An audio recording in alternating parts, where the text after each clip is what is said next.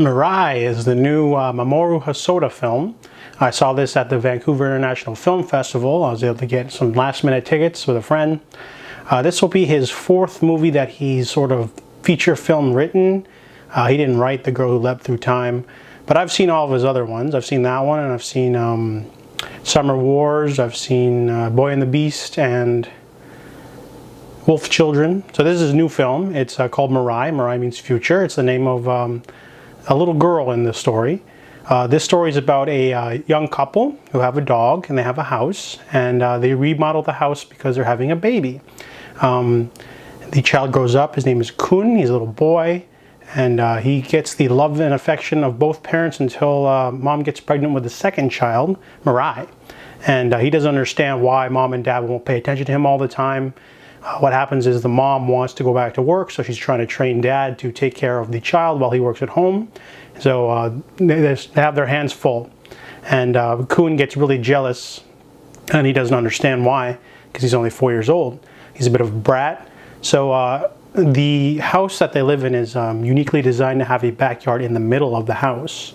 So when Kun storms out of the room because his parents won't pay attention to him, he finds himself in a sort of time warp. Sort of the patio or the backyard becomes a portal through time.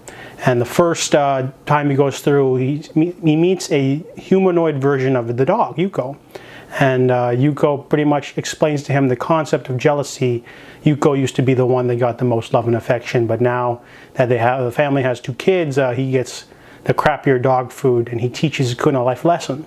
So that's the concept of this sort of film. It's a sort of sci-fi fantasy about this patio that lets different people from moments of time talk to Kun and help him in a coming-of-age film.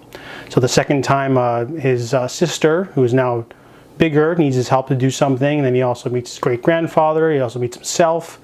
My friend who saw this movie didn't like it at all. He felt like the emotion wasn't there. I have to agree with him a little bit. The movie has amazing usage of 3D and animation. However, the story is a little bit repetitive. Basically, Kun is just a big brat, and over and over he meets these new interesting people, but he still goes back to being a brat all the time. There's this fantastical sequence in a train station near the end of the film. And the movie runs on a little bit too long. The pacing's not very good. Overall, the movie has some solid animation and some jokes that work here and there, but the storyline itself wasn't that great.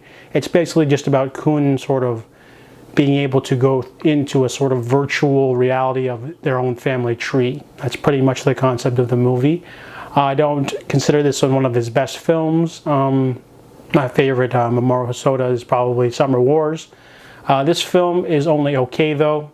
So I give Mirai a 6 out of 10.